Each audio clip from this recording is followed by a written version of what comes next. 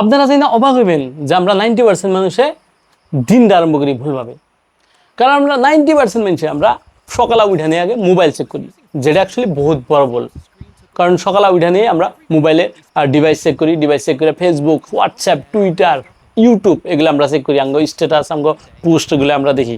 কিন্তু এগুলো অ্যাকচুয়ালি মারাত্মক ভুল। আর এইগুলোর কারণে আমাকে ব্রেন ওভারলোড হয়ে যাচ্ছে। ব্রেন ওভারলোডে আমরা শর্ট টার্ম যেগুলো পট করে বলে যায়, চাবি কোন দিছি বা মোবাইল তো হাতেই থাকে, তবে চশমা কোনে থুইছি এগুলো আমরা পট করে ভুলে যাই।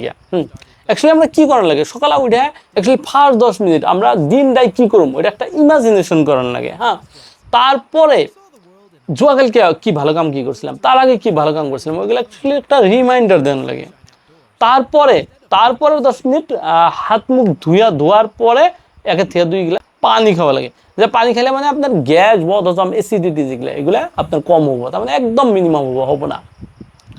তারপরে কি করা লাগে, তারপরে আপনি কোনো যদি ধর্মীয় কাম করার পরে আপনি অ্যাকচুয়ালি মর্নিং ওয়াকের নিকে বাইরে হয়ে যান। আগে মর্নিং ওয়াকের নিকে বাইরে হয়ে গেলে মানে কি হয়, আপনি বাইরে ফ্রেশ এয়ার পেলেন, ফ্রেশ এয়ার বা বাইরে বস্তু আটার পরে আপনি সার্কামস্টেন্সাল বা ডিফারেন্স পেলেন, মাইন্ডটা রিল্যাক্স হয়, মাইন্ডটা রিফ্রেশ হয়। তাহলে মানে মর্নিং ওয়াকটা খুব ইম্পর্টেন্ট।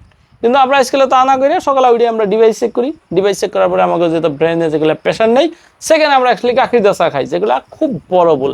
গাখির দা চা খাওয়ার পরে কী হয়, আমাকে গ্যাস ফর্ম, অ্যাসিডিটি, বদহজম এগুলো আমরা প্রবলেম হয়। তারপরে কি বাসায় বসে থাকি, কোনো এক্সারসাইজ করি না বা কোনো জায়গায় যাই না বা আটানিকেও যাই না, লাহে আমাকে অস্থিরণ করে শরীরে দেখবেন অস্থির বা পেট লাহেলে বাইরে যাবো, আর তারপরে ফ্যাটি লিভার, কোলেস্ট্রলটা এগুলি সাইড এগুলো হবো, যার জন্য হগনায় আমাকে বেমার হয়। আর তারপরে আমরা মেডিসিনে বিলিভ করি, খালি মেডিসিনে বিলিভ করি।